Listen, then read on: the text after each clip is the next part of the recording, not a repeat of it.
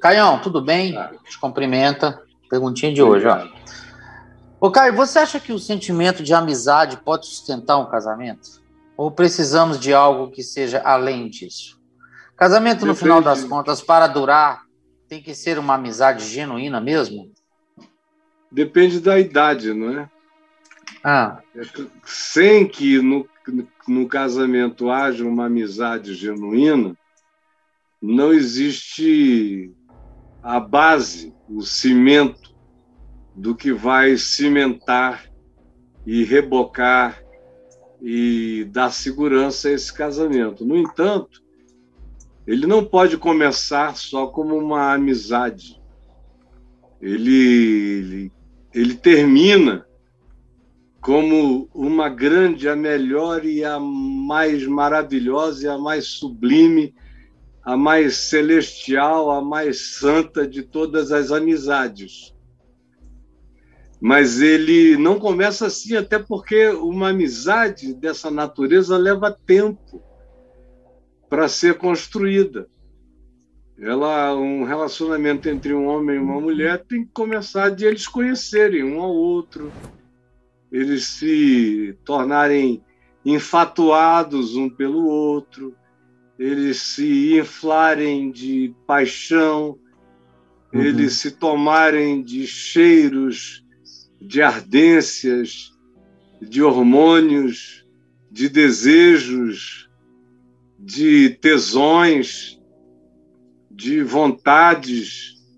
Enfim, tem que haver essa vontade de um ser do outro. Eu sou do meu amado e ele é meu. Sim. Tem que haver esse desejo de acoplagem, de que eles se fundam no corpo, na alma, no espírito.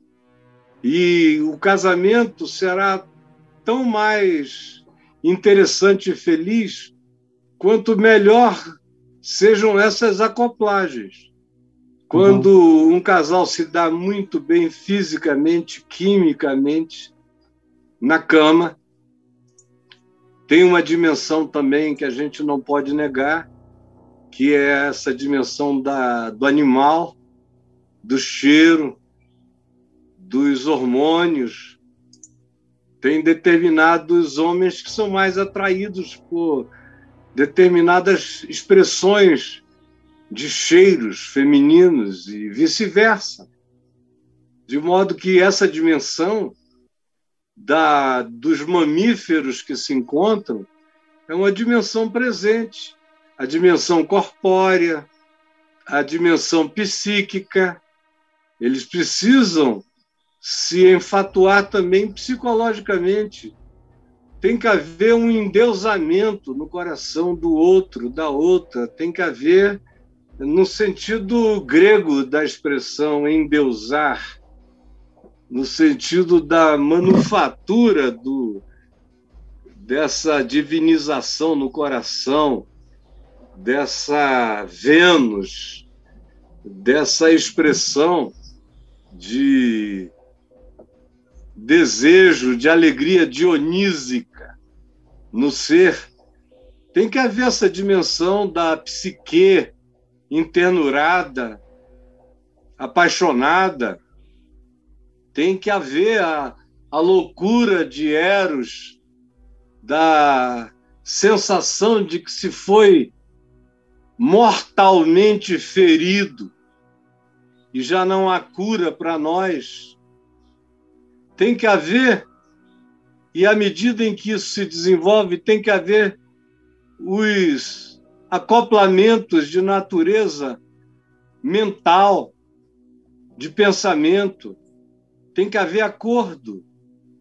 Eles não podem existir em desacordo. Tanto mais quanto haja acordos pacíficos e pacificados entre eles, melhor será a chance desse casamento. Quanto mais desacordos, divisões, separações, fanatismos haja entre eles, mais chance não só de que isso termine, mas que termine mal. E mais do que isso, é preciso que haja acordos de natureza cultural. É muito difícil quando, num casal, um gosta de uma coisa absolutamente diferente das coisas que o outro gosta e vice-versa. E é como a música dos Beatles. You say yes, I say no.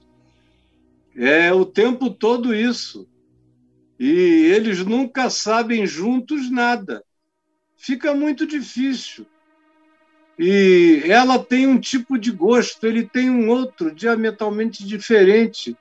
As músicas dele quase matam-na de tédio ou de angústia, e as dela ele acha que são coisas de mimimi, de bobinho, viadinho.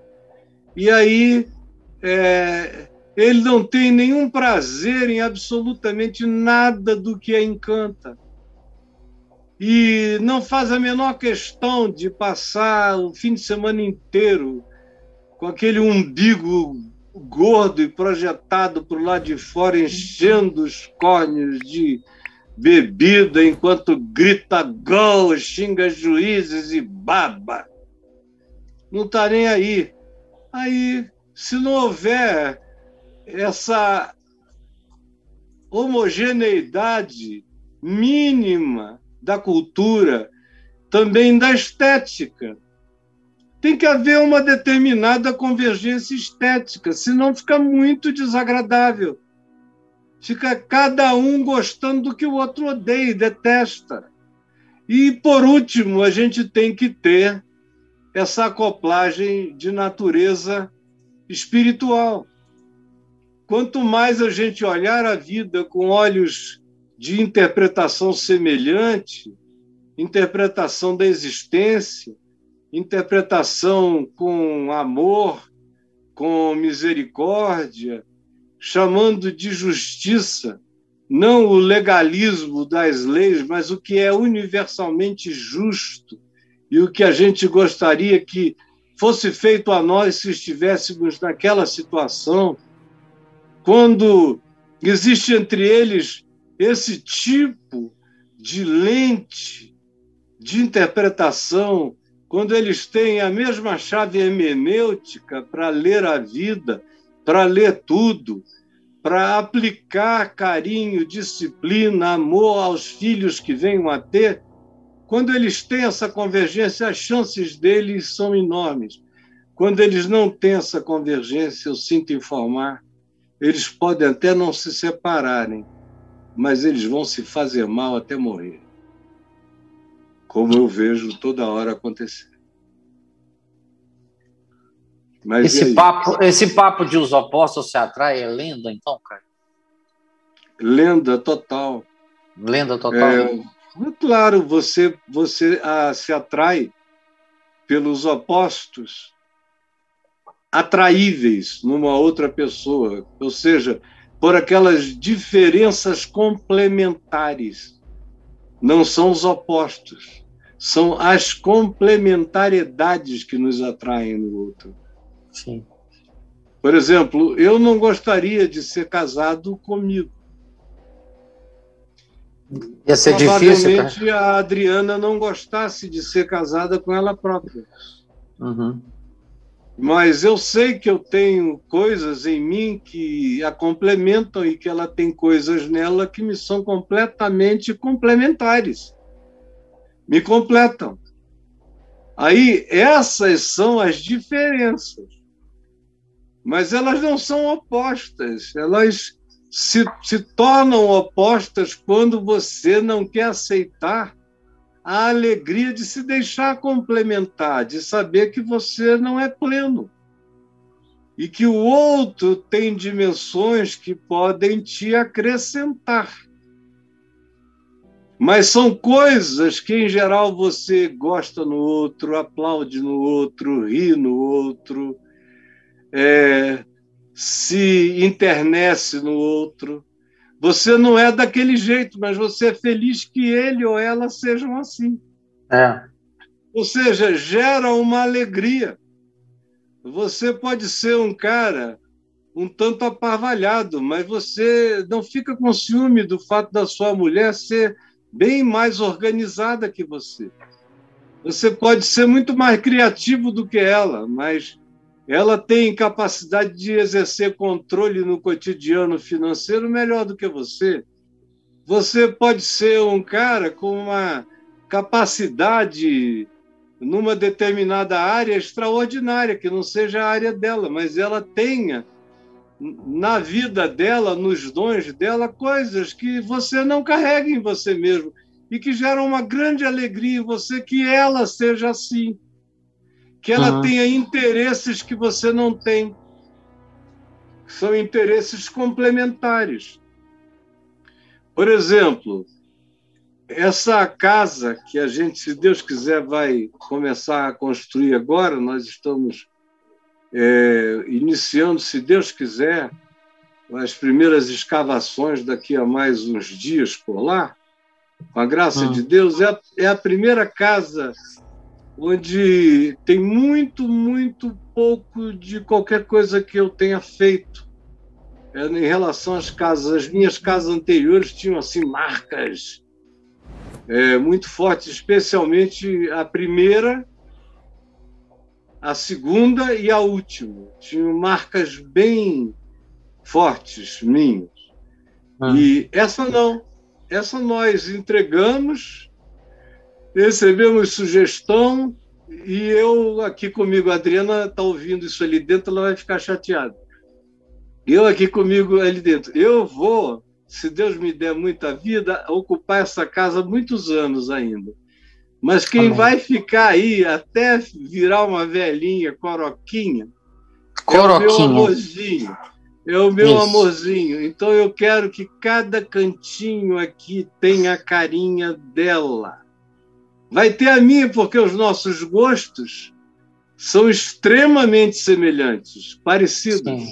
Mas ela tem os detalhes daqueles gostos femininos, daquelas esquinas que um homem nem sempre pede, nem sempre nota, mas que a mulher percebe. E agora, do lado de fora, vai ter bastante a minha cara toda. Tudo que vai ser feito lá fora. E eu já sei que vou ter aonde me divertir, até ficar bem velhinho, até precisar de cada bengala que eu tenho em casa. Agora, não começou assim a nossa relação.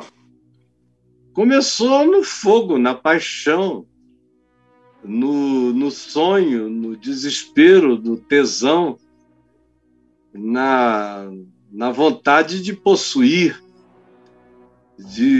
enfim, evoluiu, de modo que hoje, cada vez mais, a gente precisa menos das coisas que no início a gente achava que eram as essenciais. Hoje elas se tornaram importantes, mas as essenciais se tornaram outras. Isso tem a ver com o processo de maturidade de qualquer conjugalidade, de modo que começa de um modo e termina com outras consistências. Mas a amizade que traz aquela liga colorida para a edificação é algo que acontece com o curtimento de tempos, anos, dores, choros, alegrias, ideais, lutas e consistências, caráter, admiração mútua um pelo outro, respeito. São todas as coisas que, no fim de tudo, telham, são o fundamento e são o telhado da existência de qualquer pessoa bem casada.